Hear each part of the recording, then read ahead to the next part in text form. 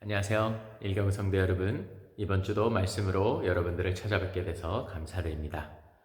말씀 가운데 역사하시는 성령 하나님을 경험하는 한 주가 되기를 소망하며 우리에게 선물로 주신 성령님이 오신 날을 기념하는 펜테코스테, 그날을 기대하며 우리의 각자 삶과 가정과 교회 가운데 성령 충만함으로 넘치게 역사하실 하나님을 기대하는 시간들이 되기를 소망합니다. 그럼 이번 주 함께 보실 말씀을 읽겠습니다. 요한복음 3장 16절과 17절입니다. 하나님께서 세상을 이처럼 사랑하셔서 외아들을 주셨으니 이는 그를 믿는 사람마다 멸망하지 않고 영생을 얻게 하려는 것이다. 하나님께서 아들을 세상에 보내신 것은 세상을 심판하시려는 것이 아니라 아들을 통하여 세상을 구원하시려는 것이다. 아멘. 이 말씀 구절은 크리스찬이 아니라도 암송할 정도로 유명한 말씀일 것입니다. 가장 많이 들은 구절 중에 하나이지요. 하지만 이 말씀에 적혀 있는 예수 그리스도를 왜 하나님께서 우리에게 주셨는지를 알기 위해서는 먼저 이 세상이 어떤 곳인지를 정확하게 알아야 될 것 같습니다. 우리가 살고 있는 이 세상은 멸망한 세상입니다.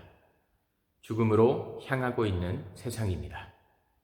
언젠가는 썩어져 없어질 세상입니다. 하지만 수많은 사람들이 이 세상에 목숨을 겁니다. 이 세상에서 잘 되기 위하여, 이 세상에서 행복하기 위하여, 이 세상에서 누리기 위하여. 하나님께서는 이 세상에 멸망으로 가는 모든 자들에게 구원의 길을 예수 그리스도를 통하여 선물해 주셨다고 오늘 말씀은 선포하고 있습니다. 세상은 이미 죄로 인하여 심판을 받았습니다.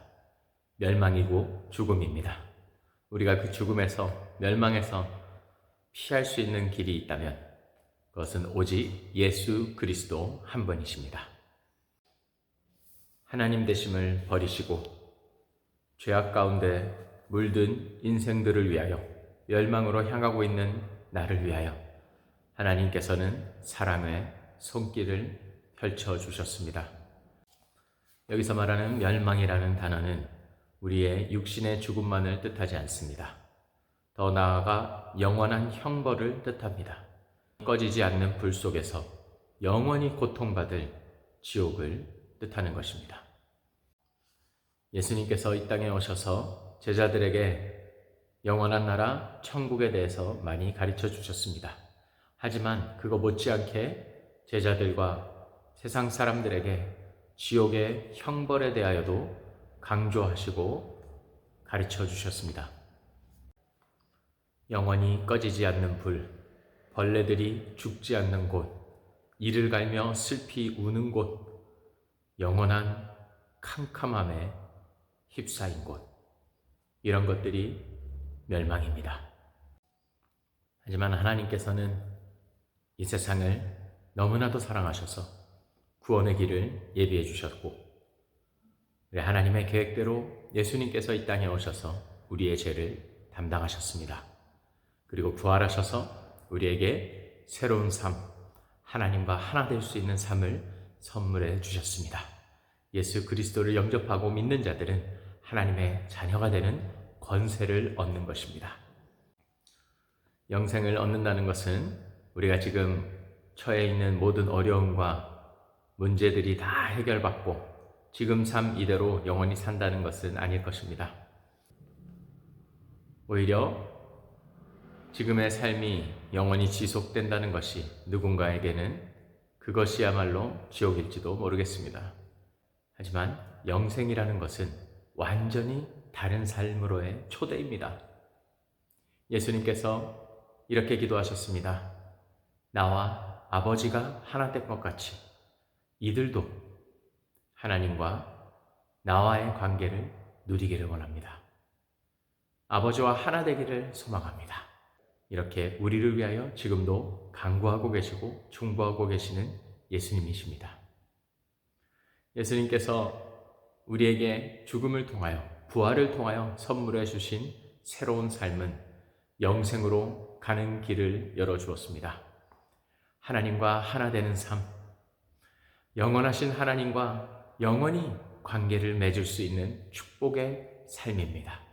지금 우리가 살고 있는 이 땅과는 전혀 다른 곳, 하나님의 완벽한 통치 안에 신실하신 주님과 영원히 만족함을 누리는 삶이 예수 그리스도를 영접하는 자들에게는 약속되어 있습니다. 이 땅을 살아가는 동안 멸망과 죽음으로 향하고 있는 이 세상 가운데 미련을 버리고 하나님께서 우리에게 약속하여 주신 영원한 기쁨의 삶, 만족의 삶, 그날이 속히 오기를 믿음으로 바라보고 인내하는 자들, 그것이야말로 하나님의 자녀들의 삶인 줄 믿습니다. 우리는 펜테코스테를 준비하고 있습니다. 예수님께서 우리에게 보내신 성령 하나님, 나를 도우시고 예수 그리스도를 드러내시며 하나님의 뜻을 알게 하시는 성령 하나님을 우리가 의지하며 더욱더 그분과 친밀한 관계 가운데 들어갈 수 있는 시간을 보내기를 소망합니다. 그 성령님께서 충만하게 역사하실 때 우리는 예수님을 온전히 믿을 수 있습니다. 예수님을 믿는다는 것은 감정이나 우리의 고백만이 아닐 것입니다.